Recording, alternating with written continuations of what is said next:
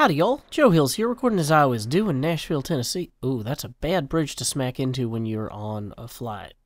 You know, not that you ever want to smack into a bridge when you're flying, but, you know, I was trying to do like a cool thing where I threaded the needle here. No, this wall here, there's some sort of visual glitch that restarts every night.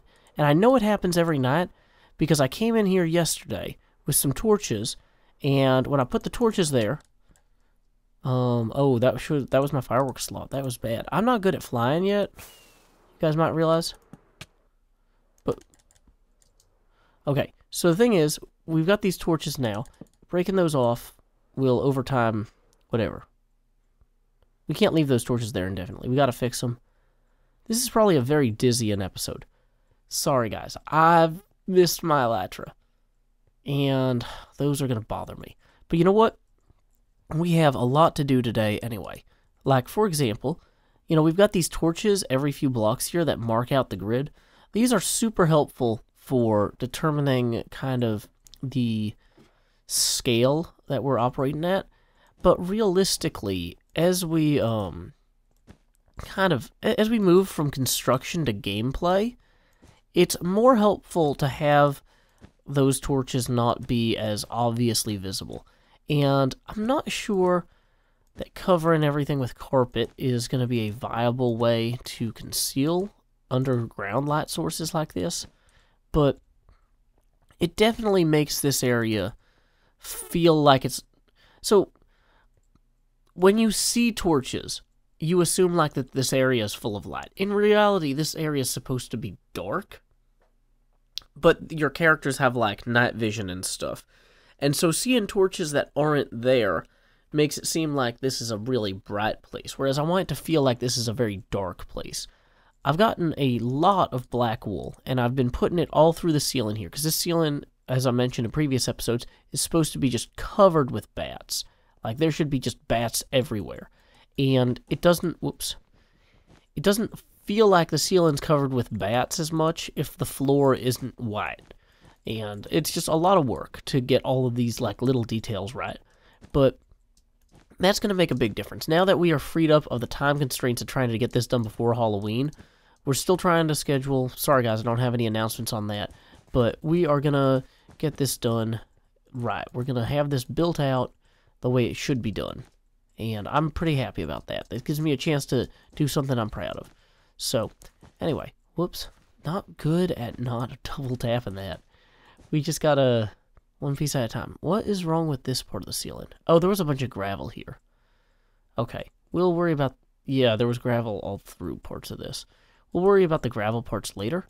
How am I still hungry? Oh, it's because every time I keep trying to eat, I'm accidentally putting a bunch of wool down instead of eating. Once we run upstairs, I'll show you guys, though, how we are able to use the kind of carpet situation in some of the upstairs hallways and things to make the castle seem a little bit creepier. And because like I said, torches every 5 feet in Minecraft feels like safety. Like, there's an association with having that many torches on the ground that is, this is a good place to be. And this castle should feel like a bad place to be. This is a terrifying place to be. People should not want to be here. And we need to make this feel as unwelcoming and unwholesome an environment as possible. So, yeah, there we go. Just jumping at ceilings, flying into towers.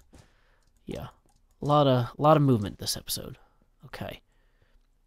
Having successfully layered our ceiling with some wool, you know, I figured we should come out here. I wanted to show you some of the work I've been doing in this room. See, just kind of covering the blocks there with this carpet. Kind of has a good feel to it. Unfortunately, you can't place banners on these, so I'm thinking I might use some sort of other marker blocks in-game, but we're going to have to figure it out. I probably should get in the habit of closing all of these doors all the time, you know, so mobs don't wander around. And in the game, every door is expected to actually already be closed. Ooh, that should actually be a more formal door than the one I've got, but whatever, we'll fix that in a minute. One thing I've been trying to do is to audit all the armor stands, so we don't have any, like, half-empty ones. So, like, extra helmet. Wait. Helmet. There we go. Legs. Whoops. Legs. There we go. Armor. Now, these armor stands will attack the players if they mess with them, which is fun. Now, let's see. If we run back up here, we've got our broken window. Like this room, like just having all these torches seems weird, right? Same thing here. This room doesn't even have its vaulted ceiling yet, so we need to do that. This is the biggest gap in our experience right now. We don't have enough. I was thinking about how to make this roof. It's supposed to be like a greenish copper, and we don't have enough prismarine stuff to do those. Joe Hills writes, "Hey Mumbo, I was curious if your prismarine farming was outpacing your prismarine use." Mumbo Jumbo replies, "Yeah, absolutely." No, he uses a British voice. "Yeah, absolutely. Take as much as you need." No, that's not a British voice. Is this a British voice? It kind of a British voice. Right. Well, I'm sure that all the Brits will appreciate it. This is a more refined British accent. Yes, absolutely. Take as much as you need. Wow, I'm almost getting into the received pronunciation there. Anyway, so I was going to thank Mumbo, but then he left. So, here's what we're going to do. We are going to probably, if I'm building a dome that covers all of this, I'm going to assume I need 6 or so stacks of prismarine blocks. I'm not sure how many prismarine pieces you need to make a prismarine block, and I refuse to learn. So what we're going to do is we're going to empty our inventory and then make room for a lot of prismarine. So let's go ahead and empty our things and be on our way. Time skip. I'm at an age now, where some people might consider midlife, where a lot of men will go off and try to find themselves. And I found myself here in Mumbo Jumbo's farm, and look at this. There are just boxes full of prismarine crystals, prismarine shards. Now, it turns out I'm going to need like 8 prismarine shards for each stack of prismarine or dark prismarine blocks I'm going to want.